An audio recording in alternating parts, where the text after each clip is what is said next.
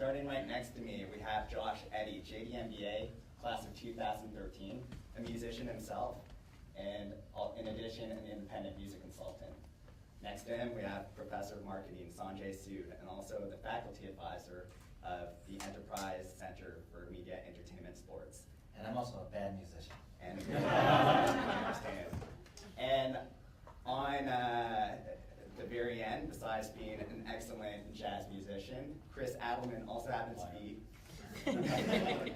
he is also the Executive Vice President of Live Nation Entertainment, overseeing North American business development. It is the largest global concert promoter in the world. Thank you for joining us, guys.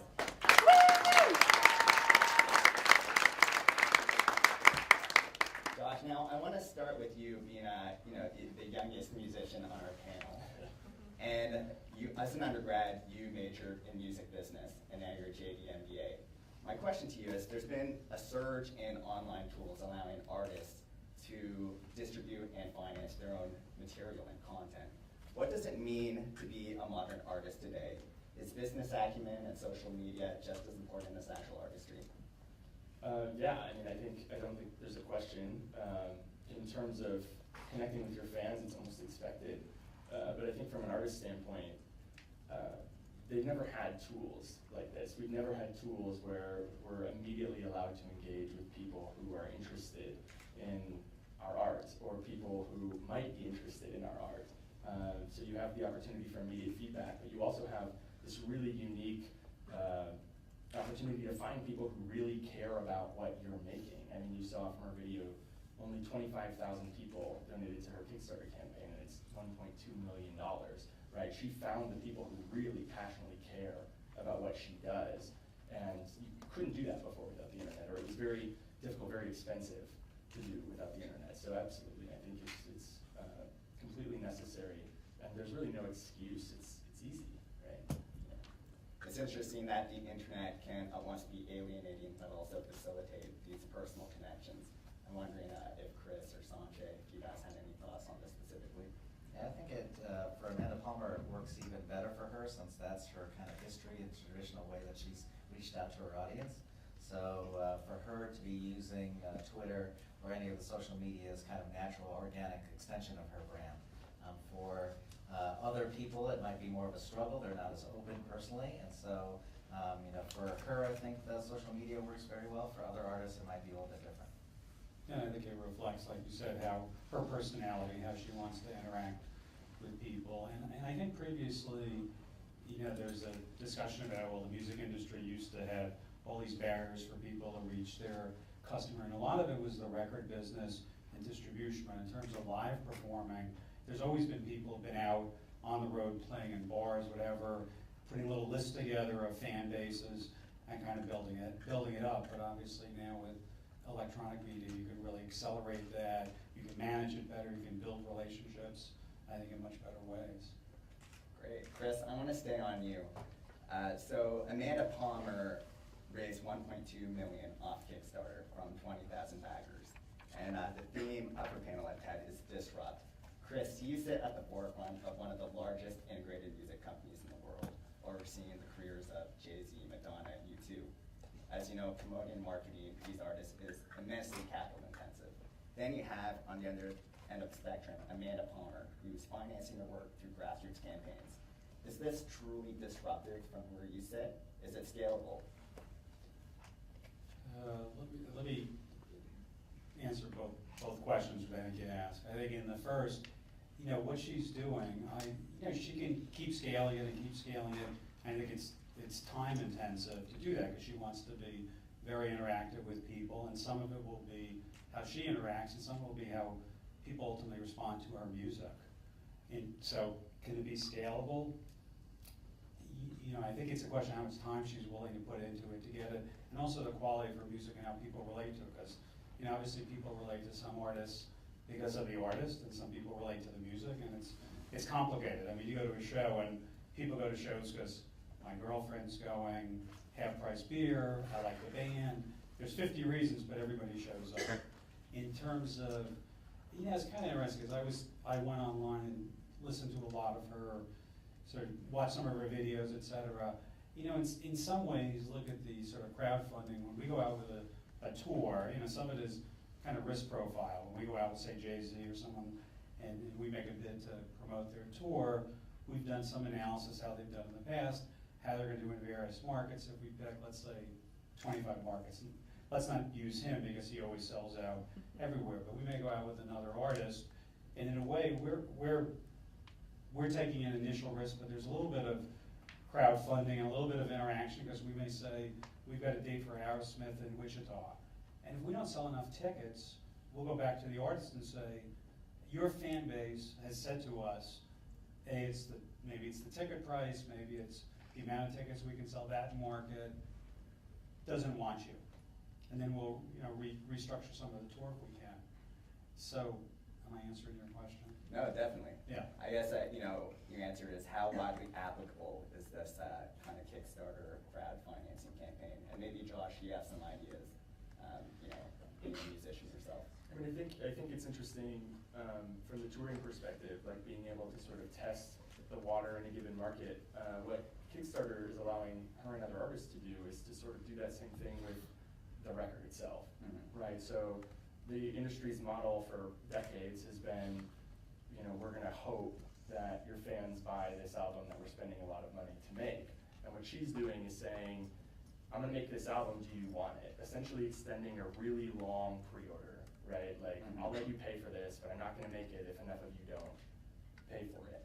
So it's sort of doing what you do with Right. tours, but extending it to the actual recording itself, which is an interesting concept and I think allows sort of some artistic freedom, but also a little more certainty going into the project, so you're not dumping, you know, $2 million into a record that is not worth $2 million. Interesting.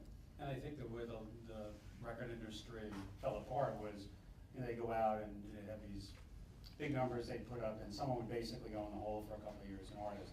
They put them on the road, they spend a lot on production, a lot on marketing, and with the idea that once something was to hit, people go back and buy the catalog, and that's what, you know, some would be, you know, everyone calls it indentured servitude, and to some degree it was true, and some it's a decision that, you know, kind of people make.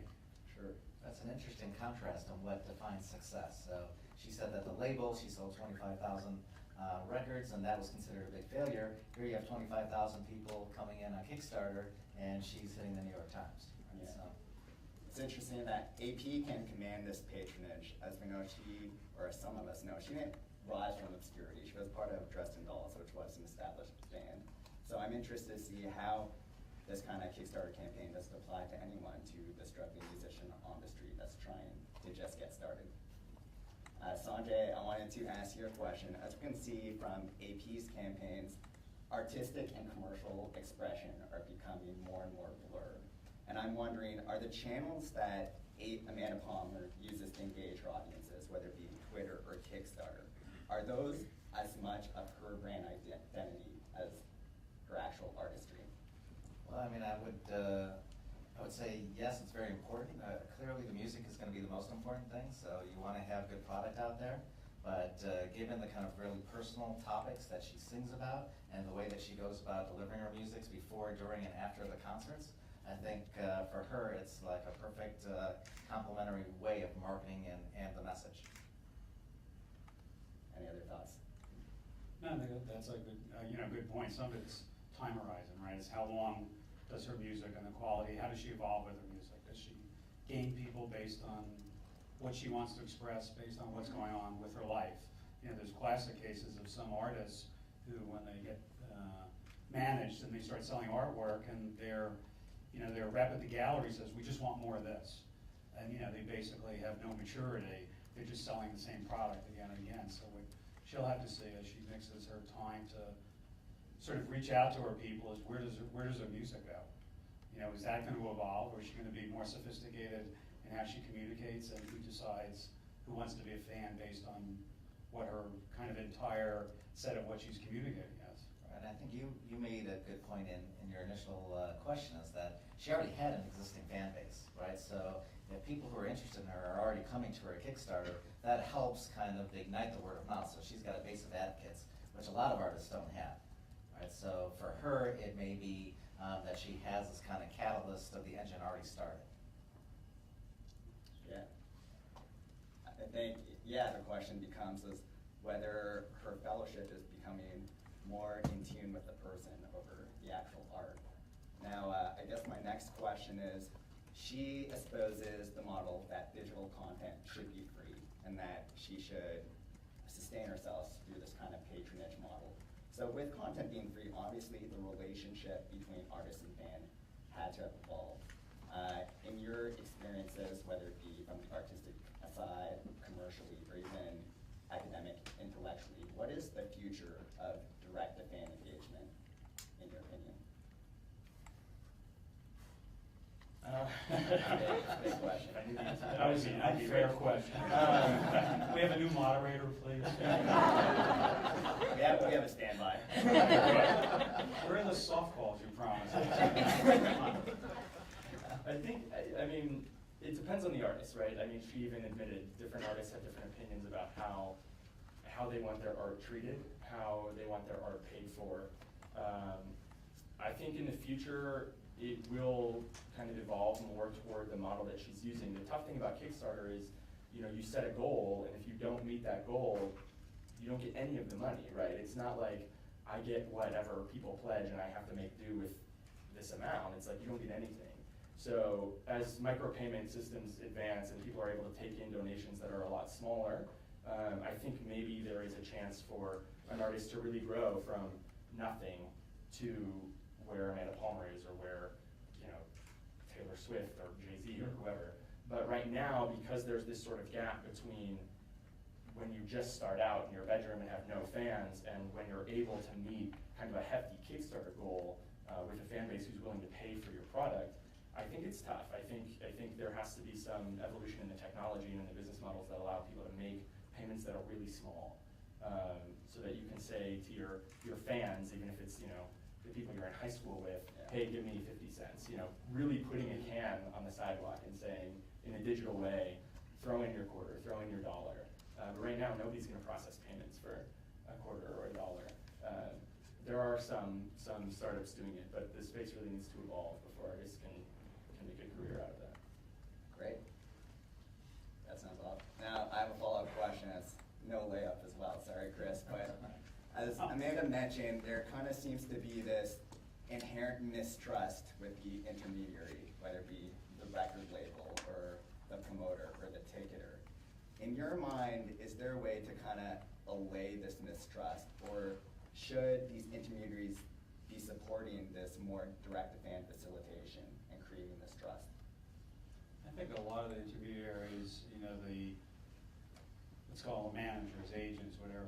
Everybody comes at it from a different angle. At least what I found in the music business is most of the managers are really engaged with their artists, because their artists have a choice. They can leave, and artists are not stupid, and artists have friends who talk to them about what they think their manager is doing, and I think they're looking for the best interest, you know, sort of a meritocracy of having a good relationship, caring about the future of their artist, managing their career. Obviously, there's moments where short-term money gains versus long-term development are discussed or maybe not represented the right way, but I think the managers are relatively sophisticated, you know, in terms of social media and letting their artists be direct with fans. I think they all see it's important. Once the sort of level got raised for a number of people, I think many of them are, you know, pretty sophisticated. There are still some, you know, people who could care less, or they hire their assistant to do all their Twitters and never look at it, and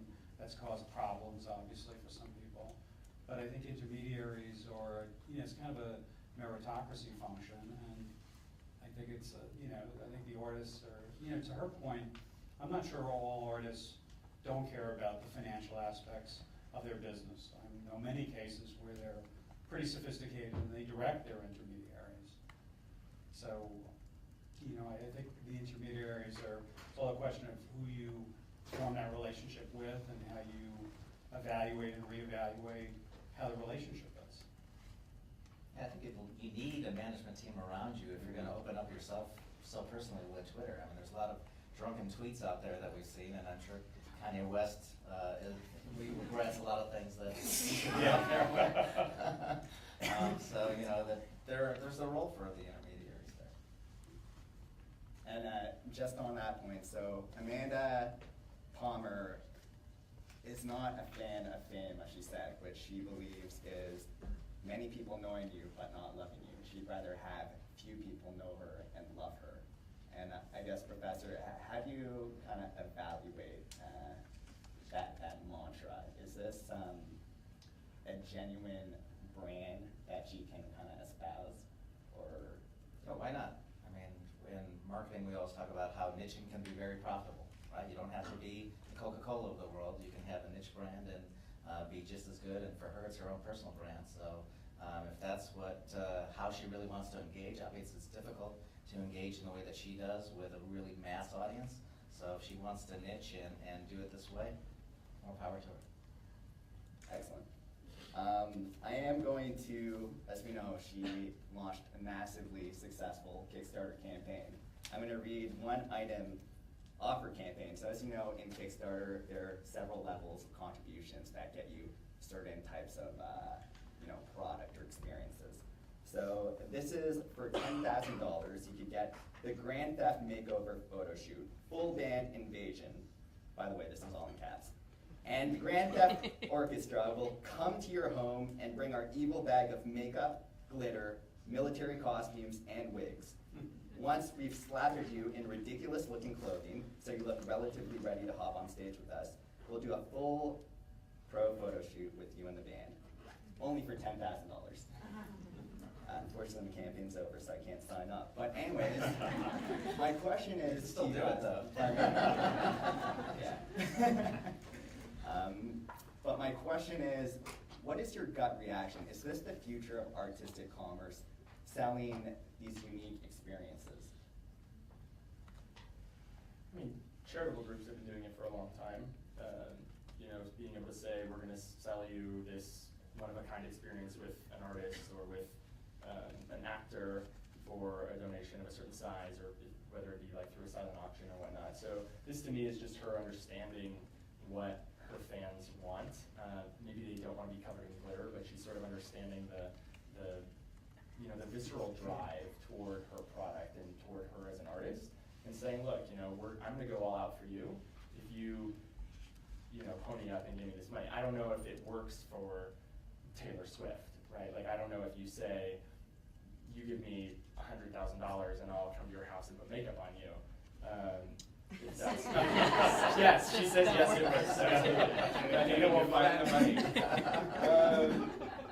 I don't know if it works for everyone. I think to Chris's point, like, she's a certain kind of artist with a certain kind of fans, and so this sort of over-the-top eclectic stuff works for her. And I'd say that regardless of what works for them, these kinds of customized experiences are going to become increasingly popular. And the internet takes care of two real problems that we've always had. One is, how do you reach the audience? So if you have a following, that audience can find you pretty easily. And the other is shelf space. Right? So we don't have to worry about distribution and being available somewhere. It's just you can kind of create these experiences online. So I think it is going to be attractive to a certain number of people. And if you have your fan base, you can develop all sorts of unique opportunities.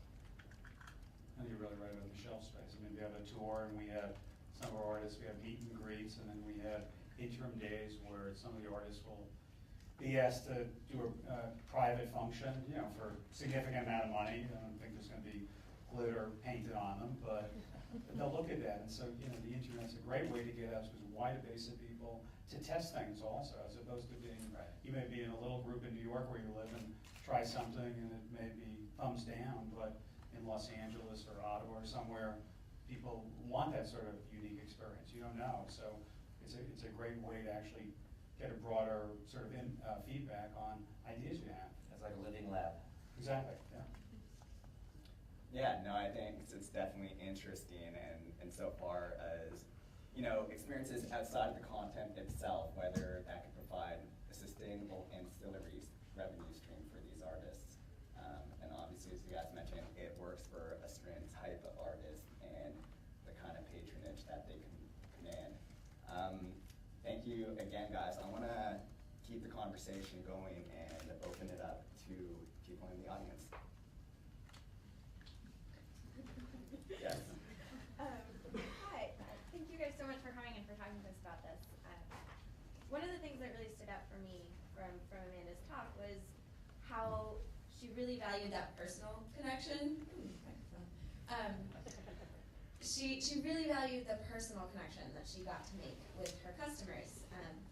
And we've been talking about how she, sort of took advantage of this and understood her fans and understood her brand and made it a business through all the tools. I'm wondering if you guys can talk a little bit about how maybe small businesses or entrepreneurs can do the same thing, and is that valuable, and is that something we can take away from it? Sure, I'll take that one.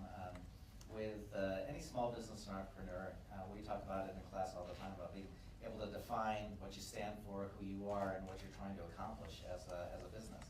So I think these kinds of tools kind of level the playing field, where you don't need a big advertising campaign that's going to cost you $50 million. You can have a really compelling video that you do on a flip cam, put it up on your website, and make that personal connection with the audience. So as long as you know what you're trying to accomplish, that personal connection can be made through these kinds of new tools. I mean, people even do with product testing, and on an airline, for example, there'd be a product you've never heard of, and it's a way to get the product out to a lot of people to test it. And one of the things I find when companies get really big is you have people who are at the front line dealing with customers, and I think what's really important is to give people the ability to interact and help satisfy customer needs at that level. There's a lot of companies that someone files a complaint, rather than dealing with that right there, it has to go through a process. Legal has to look at it. How are we going to respond? Who's going to make the phone call? What we try to do, even with our company being so big, it's a very local business, is to allow people who run, say, for example, music venues to solve problems right there, to have a direct interaction with the customer without having to go through, any of you have mobile phones and have to deal with issues with AT&T. You know how frustrating that can be. Yeah. And I mean, there are companies doing sort of product testing and market research on Kickstarter. There's a company called Securify that makes smart Wi-Fi routers, and their donation options, it'll say for $100 you can get the router with these features, but we're only making it if 500 people sign up at this level. Or for $100, the same amount, you can get it with these other features, but only if 500 people sign up. So they're just they're testing the market, and they'll make whatever people want. It's the same thing that Live Nation does with concerts. They're going where people want to see the show, right? This company's gonna make a router that people want to buy. So there's definitely an opportunity to use those tools. And there's a Groupon does too, right? And, they have a Groupon, unless they get 50 people, it's dead. Exactly. And you can go even software if you want, or video games, right? You get a video game, a sort of base video game, lets you test it, and then, there's 0.21. That's $39, but at least it's giving you time to interact with the product for free and see if you want to go to the next stage. Great. Any other questions? Yes.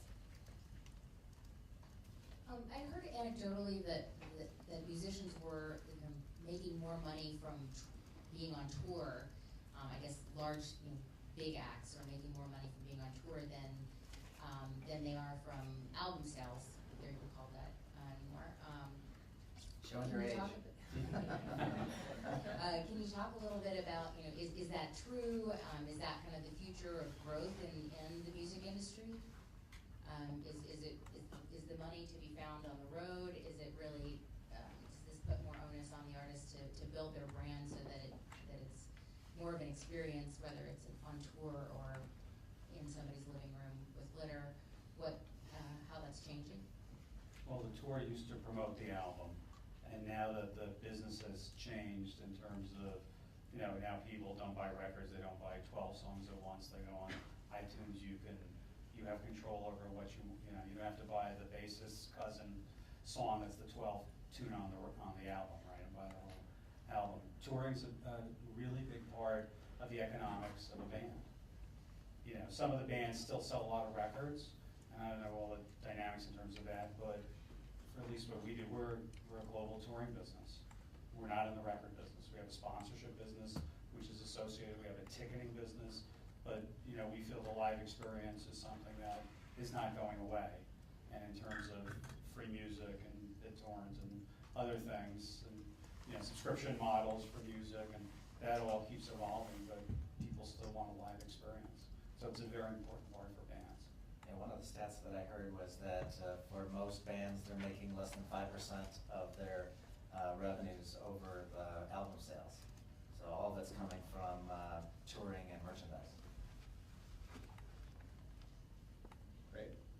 And I guess, yeah, you know, extent to that, as Amanda Palmer, in a world where you do get content for free, is that enough of a promotional endeavor to kind of raise up your other ancillary revenues, whether you make it on tour or merchandise?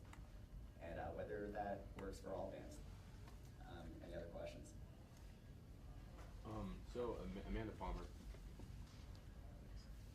Amanda Palmer basically talks about her strategy as something that's implementable across all tiers of artists, and you know, she fundamentally sort of overlooks the fact that there was a huge upfront investment. She spent years couch surfing, using social media to get this fan base that she had to fund the Kickstarter campaign, and then secondly, there was a novelty in her first mover, at least at this public level, in being this Kickstarter crowdsourced campaign. And my question to you is, how much of her success do you think was a product of this novelty in her investment, and how much is basically of the strategy? And do you think that there's going to be a threshold where this strategy, if the strategy is widely adopted, and where every artist is doing this, then people are going to revert back to piracy, because it's going to be the same thing, where there's a mainstream sort of model, and somebody's not going to pay someone $10 after a concert because they burned their CD, because every artist they like makes money the same way.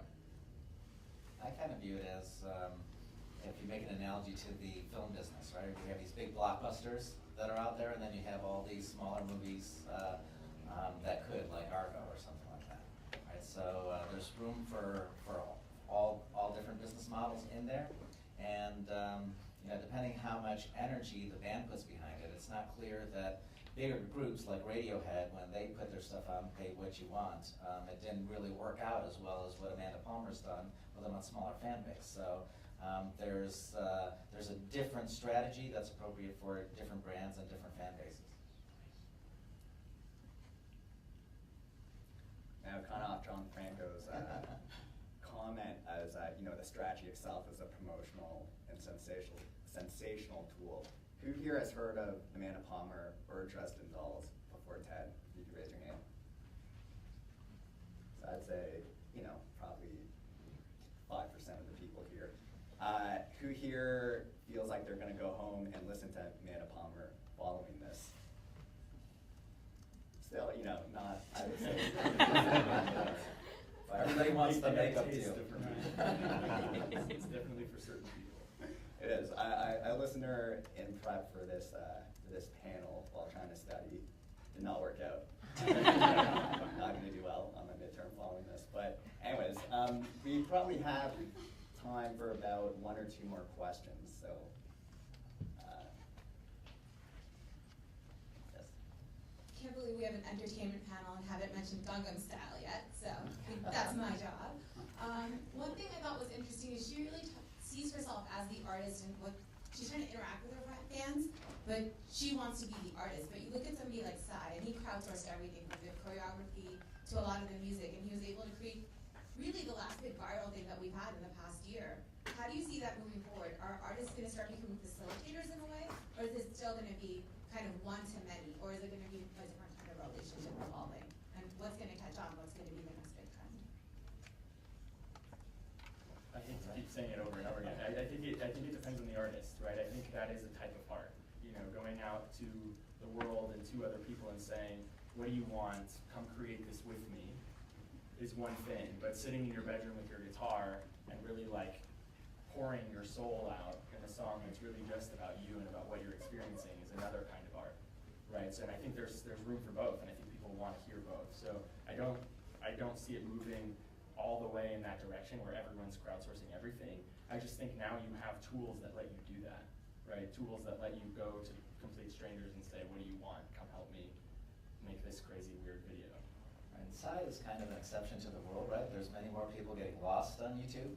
So we're probably going to see YouTube get better in terms of fine-tuning their channels. And if you want to discover music, maybe there'll be, you know, a Pandora-style channel on YouTube that helps artists and helps us kind of find what we're looking for through all the big aggregations. So, you know, there needs to be an evolution and YouTube. And someday when models like Kickstarter get too big, there needs to be an evolution there too. So we know what we're trying to find, it becomes a lot easier.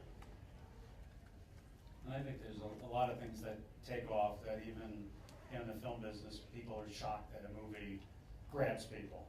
I mean, there are a lot that people, before it even gets distributed, everyone's really comfortable that it's gonna do well, and they sharpen their pencils, they go great. And there's movies that come out and, quote unquote, the experts, they're all shocked either how well it does or how poorly it does. It's ultimately, what the audience thinks about it. I like the idea of Psy, thanks for bringing him up, because I think it plays into what we're talking about. In my mind, is Psy a sensation? I'm still waiting for his second single, as I'm sure many of us are. But if Psy were to finance, say, an American tour through crowdfunding, or maybe even his next EP, how many people in this room would support it? Has he really cultivated that kind of real patronage amongst his fans? I don't know if you guys have some thoughts, or that should be rhetorical. Are we gonna do the dance? After hours. That's how much time we have. Yeah, might need some filler. But I think we actually have time for one last question. So I have one question about the artist privacy aspect of this.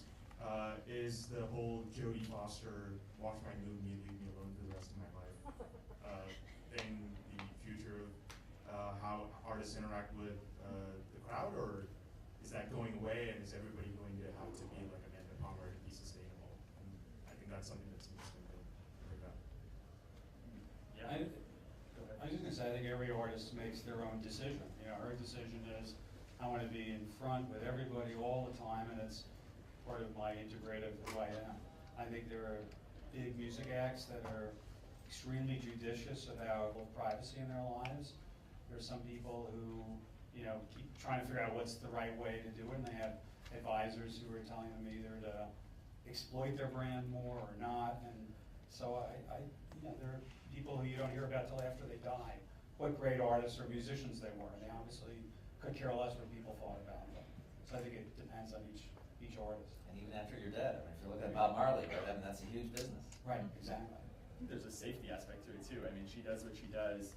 She sort of alluded to the fact that some of it isn't really maybe the smartest, safest way to go about doing it. And if something happens to her, God forbid, I don't know that she would go about conducting her career the way that she's doing it now. And I don't think it would necessarily work for bigger artists who have kind of crazy. There are crazy people in the world, right? So it's interesting to see if that's sustainable, if there are threats or stalkers or whatever. I'll be curious if she gets really successful, how she feels about people who she's not interacting with constantly.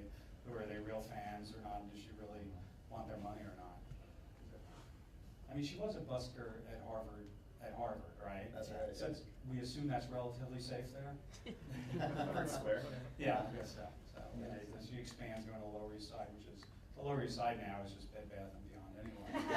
So, how far does she go out on the, She can go stand on a box in Skid Row at night. Right, exactly. I think that, personalization obviously comes with potential trade-offs. I thought, this was a great provocative panel. I want to thank my esteemed guests for being here, and I thank you all for attending. Just so you know, let's give a hand.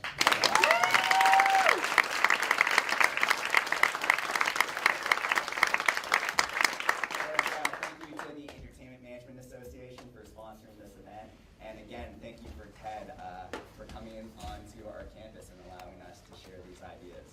So just so you know, these panels are running until 6 p.m. today, and hopefully we'll be hopefully just as good. My point of view. But thanks again. Sandwiches outside.